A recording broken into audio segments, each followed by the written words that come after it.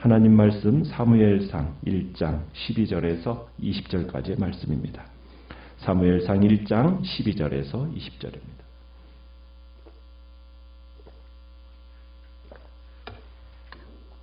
사무엘상 1장 12절입니다. 그가 여호와 앞에 오래 기도하는 동안에 엘리가 그의 입을 주목한즉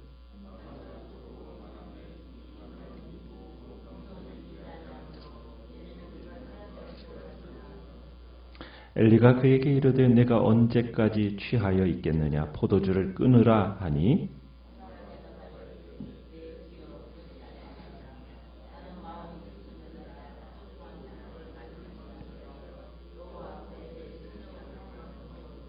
당신의 여종을 악한 여자로 여기지 마옵소서. 내가 지금까지 말한 것은 나의 원통함과 격분됨이 많기 때문이니이다 하는지라.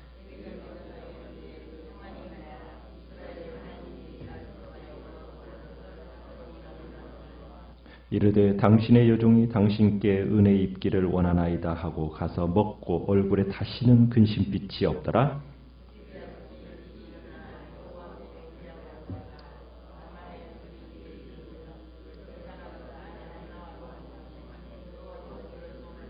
같이 읽습니다. 한나가 임신하고 때가 이르매 아들을 낳아 사무엘이라 이름하였으니 이는 내가 여호와께 그를 구하였다 함이더라. 아멘. 오늘 말씀의 제목은 하나님의 침묵을 깬 기도라는 제목으로 말씀을 나눕니다. 오늘 본문은 한나가 그녀의 불임 문제를 가지고 성전에 올라가서 하나님께 기도로 토로하는 장면이 보여지고 있습니다. 한나는 자신의 문제가 너무나 다급했기 때문에 다른 사람을 통하지 않고 자신이 직접 하나님 앞에 나아가서 마음에 있는 것을 다 쏟아놓고 기도를 한 겁니다. 한나가 기도에 몰입하는 모습을 보면은 어떻습니까? 지금 한나가 하나님 앞에 기도를 하는데 12절, 13절을 보면 홀로 앉아서 침묵으로 기도를 하고 있어요. 입술만 움직이고 소리를 내지 않습니다. 그러면서 많이 울면서 통곡을 하는 거예요. 그것을 이제 실로에서 그 성막을 관장하는 제사장 엘리가 현관 감독 자리에 앉아서 그녀를 지켜보고 있었어요. 그러면서 이에 대해서 엘리가 평가를 내리죠. 뭐라고 평가를 내립니까? 한동안 상당히 오랜 시간 이 한나가 정말 소리도 없이 그리고 입술만 막 움직이잖아요. 그러니까 뭐라고 평가를 내렸어요? 14절에 보니까 술에 취했다고. 언제까지 포도주에 취겠냐고 술 취한 여자로 간주해버립니다. 지금 엘리의 눈은 또 어떻습니까? 시력이 약해진 상태예요. 그러니까 이 기도하는 한나를 아주 형편없는 여자로 지금 단정하고 있는 겁니다. 그러니까 참 엘리 제사장이 상황을 정확히 판단할 능력도 없고 영적인 상태가 무기력하다라는 것을 여기서 우리에게 보여주고 있는 거죠. 이건 또 당시 이스라엘 어떻게 보면 종교의 현 주소를 또 확실히 보여주는 장면이기도 합니다. 그런데 우리가 여기서 한번 생각해야 될 게 뭐냐면 여러분 구약의 이스라엘 백성들이 개인적인 기도를 하지 않았습니다. 구약에서는. 여러분 구약 시대 때는 엘리가 생각한 기도는 어떤 기도입니까? 엘리가 생각한 정상적인 기도의 방법은 어떤 기도입니까? 제사장이 주장하는 공동체의 모임에서 의식, 분향, 그리고 동물 제사 이걸 통해서 이루어지는 이게 정상적인 방법이에요. 그리고 대부분이 합심해서 기도문을 외웠습니다. 구약의 이스라엘 백성들의 신앙은 무엇에 의존적인 신앙입니까? 제사장에 의존된 신앙이에요. 제사장에 의존적입니다. 제사장을 통하지 않고 제물을 통하지 않고서는 하나님 앞에 나아갈 수 없는 게 그게 구약의 예배예요. 그런데 지금 한나가 지금 어떻게 하나님 앞에 나아가고 있습니까? 제물도 없이 제사장에게 지시를 구하지도 않고 어떻게 보면 그 시대의 모든 예배에서 행하는 의식적인 관습을 다 무시하고 어떻게 보면 교회의 승인도 없이 곧장 하나님 앞에 나아가서 간구하기 시작했다라는 거예요. 중개자가 없이 자기 목소리로 직접 기도를 하고 있는 이 모습은 구약시대의 보편적인 기도의 모습이 아닙니다. 여러분, 실제적으로 이 개인 기도라는 것은 신약시대에 주어진 큰 축복 중에 하나예요. 개인 기도는 신약시대에 이루어진 축복입니다. 우리가 하나님께 개인적으로 이렇게 기도를 드릴 수 있다는 것이 여러분 얼마나 큰 특권이고 대단한 축복인지를 우리가 기억해야 돼요. 왜냐하면 왜 구약시대 때는 개인적으로 기도를 드릴 수가 없었습니까? 가장 큰 이유가 뭡니까? 개인적으로 성령이 아직 임하지 않았기 때문입니다. 특별한 사람들에게만 성령이 임해서 그 성령을 통해서 하나님과의 교통이 특별한 사람에게만 있었어요. 그런데 신약시대 때 주어진 놀라운 축복 중에 하나가 뭐예요?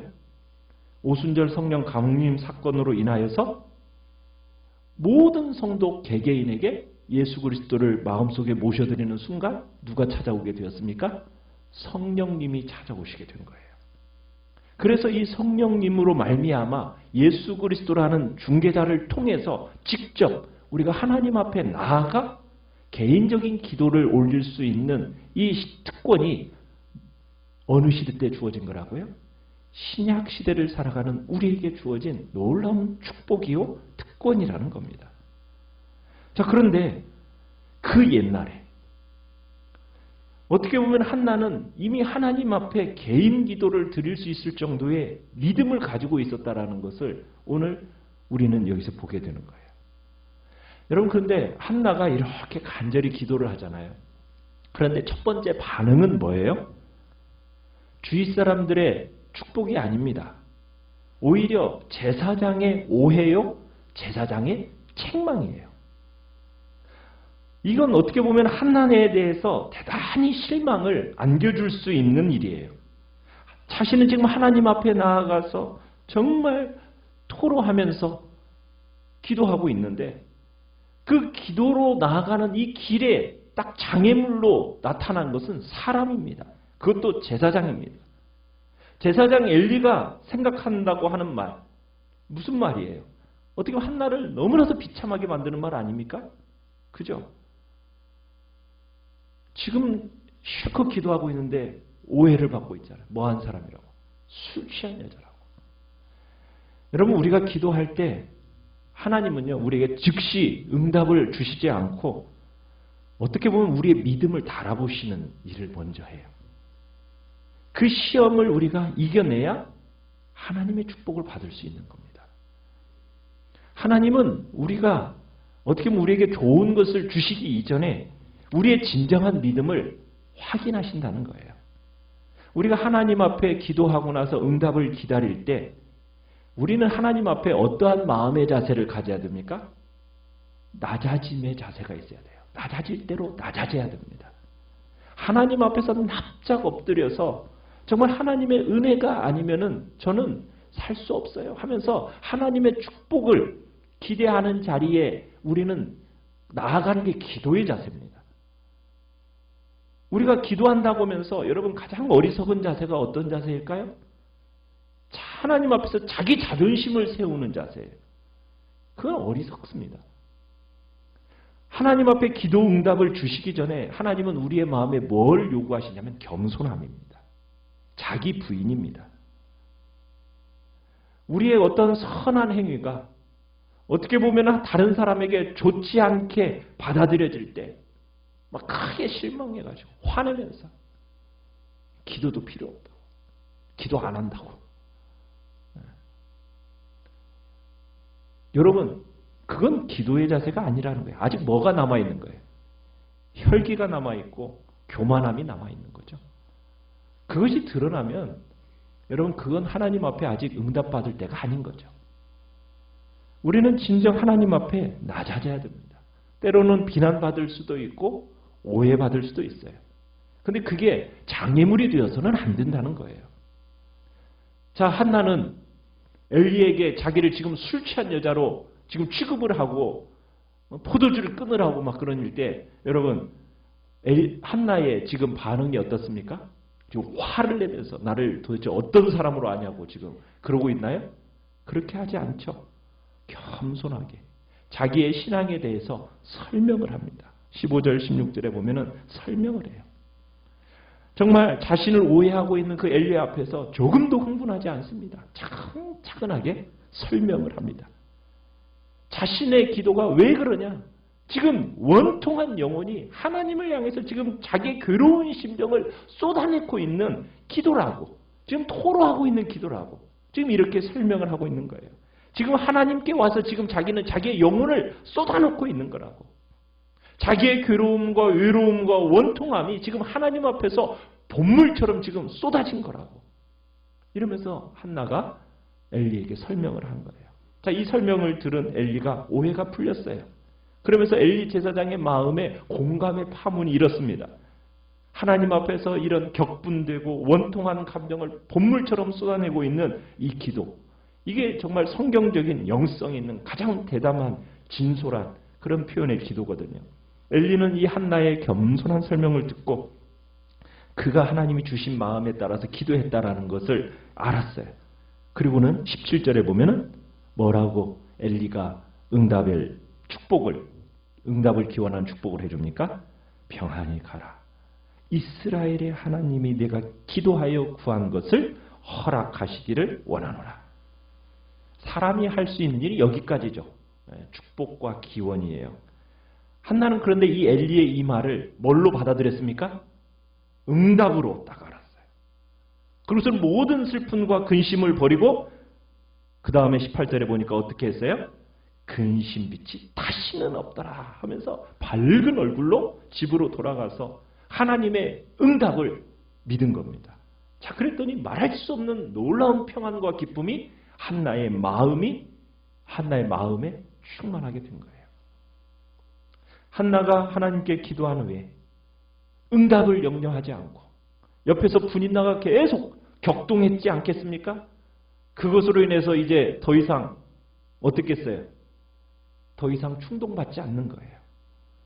이제 기도하고 나서 모든 것을 하나님 앞에 다 내어 맡긴 겁니다. 다 맡겨버리는 거예요. 기도하기 전까지는 한나가 살아있었어요. 이제는 기도하고 나서는 한나는 이제는 더 이상 없어졌어요. 하나님만 남게 된 거예요. 여러분, 진정으로 기도한다는 건 무엇이겠습니까? 모든 결과를 다 하나님 앞에 내어 맡기는 거예요. 하나님 앞에 다 내어 맡기면은 이제 더 이상 뭐가 없어야 되는 거예요? 염려가 없어야 돼요. 근심이 없어야 돼요. 더 이상 걱정하거나 염려할 필요가 없어요. 이제 모든 책임을 누구에게 이제 던진 겁니까? 하나님 앞에 다 던진 거예요. 하나님이 이제 책임져 주실 것을 믿기에 더 이상 그 마음의 걱정과 근심을 멈춰버리는 겁니다. 그게 진정 기도의 자세예요. 한나는 여호와께 11절에 보면 그런 표현이 있어요. 11절에 보면 여호와여 만일 주의 여종의 고통을 돌보시고 나를 뭐 해달라고요? 기억해달라고요. 기억해달라고. 자, 그랬더니 그녀의 기도대로 19절에 하나님께서 여호와께서 그를 뭐 하신지라? 생각하신지라. 기억하셨다고 그럽니다. 그러니까 구약에서는 하나님이 사람들의 기도에 응답하시면서 특별한 은총을 베푸시는 일을 여호와께서 그를 생각하셨다. 이런 표현을 써요. 하나님이 한나를 기억하셨으니까 이제 그녀의 문제가 어떻게 됐어요? 해결이 된 거예요. 드디어 20절에 한나가 임신을 하게 됩니다. 하나님이 한나를 생각하시고 그리고 한나가 이제 슬픔과 괴로움의 그 나날들을 잊게 된 거죠. 자, 특이한 것은 뭐냐면 여러분 사무엘 탄생의 이전의 정황은 정말 19절에 걸쳐서 쭉 이야기가 됐는데 아이를 딱 임신해서 태어나는 탄생의 기록은 몇 절입니까? 딱 한 절에 딱 한 절. 딱 한 절로 요약이 돼요. 모든 역사를 주관하시는 하나님이 어떻게 보면은 결과를 주장하세요. 자, 그런데 하나님은 결과보다도 지금 무엇을 중요하게 여기시는 겁니까? 과정을 중요하게 여기시는 거예요. 과정. 인간이 하나님 앞에서 얼마나 신실하고 진실한가, 주님 앞에 어떠한 노력이 있었는가에 대한 그 과정을, 결과에 이르기까지의 과정을 하나님은 중요하게 생각하시면서 지금 그 과정을 쭉 보여주고 있었던 거예요. 자, 한나는 아이의 이름을 뭐라고 지었습니까? 사무엘, 내가 여호와께 구하여 얻은 자라 하는 그 신앙 고백의 기초에서 사무엘이라고 지었습니다. 자, 한나가 여호와께 간구해서 사무엘을 얻었어요. 여러분, 이런 것처럼 지금 이스라엘도 지금 사사시대라는, 어떻게 보면은 이 사사시대라는 캐캐 묵은 시대를 이제는 청산하고, 이제는 왕이 없어서 자기 소견에 옳은 대로 행하는 그 사사시대를 이제 청산하고 새로운 시대를 열어야 되는 그 시점에 와 있는데, 그 침울하고 어둡기만 한 이 사사시대를 딱 마무리 짓고 새로운 시대를 열어야 되는 이 이스라엘 백성들에게 있어서도 그들의 미래가 화창한 봄날과 같이 밝아지려면 결국 무엇이 필요하다는 것을 보여주고 있는 겁니까? 한나와 같은 기도가 필요하다는 것을 여기에서 보여주고 있는 거예요.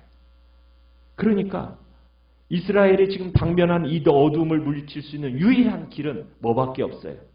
하나님이 도우시는, 정말 하나님의 자비로운 참된 빛이 임하면 되는데, 그 빛은 간절히 구하는 이 속에서 나타나게 된다는 거예요. 여러분, 인간이 할 수 있는 가장 위대한 일은 무엇이겠습니까? 그건 다름 아닌 하나님께 기도하는 것입니다. 기도라는 것은 온 천지를 창조하신 하나님께 우리가 직접 요청하여 드리는 방법입니다.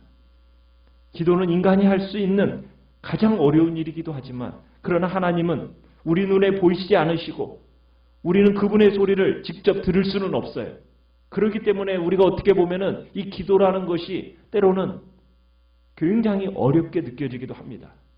그러나 여러분, 우리는 이 하나님의 말씀을 믿어야 돼요. 그죠? 하나님은 우리의 모든 기도를 들으시는 분이라는 것, 이 사실을 믿으시길 바라요. 하나님의 말씀은 우리가 그분께 나아갈 수 있는 끈이에요. 그러면 여러분, 우리는 하나님은 우리에게 말씀으로 찾아오시잖아요. 그러면 그 말씀을 우리는 붙들고 기도를 하는 겁니다. 제사장 엘리를 통하여 들려진 이 말씀을 한나는 딱 붙들었어요. 그 말씀을 붙들고 하나님께로부터 응답되어진 거라고 확신하면서 하나님 앞에 맡기며 나아갈 때 더 이상 근심의 빛이 없어졌듯이 우리는 하나님께로부터 들려오는 그 말씀을 붙들고 기도하시길 바라요.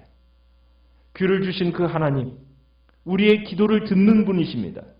하나님은 이 세상에서 일어나는 모든 소리 다 듣고 계시고, 특별히 자기의 사랑하는 자녀들의 그 신음하는 소리, 울부짖는 소리 더 귀 기울여 들으시는 분이라는 것, 우리는 믿고 그분 앞에 이 시간 나아가시길 바랍니다.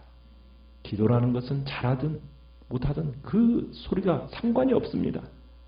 하나님은 우리의 기도를 다 듣고 계시다라는 것, 이 시간 믿고 여러분 주님 앞에 정말 신실한 마음으로, 진실한 마음으로 주님 앞에 나아가 여러분의 마음에 있는 거 다 내려놓고 주님께서 주시는 그 풍성함의 역사, 그로 말미암아 더 이상 걱정, 염려, 근심에 사로잡히지 마시고 주님이 주시는 참된 평강의 복이 여러분 안에 넘치시기를 간절히 축원합니다. 오늘 말씀을 생각하면서 기도하시고요.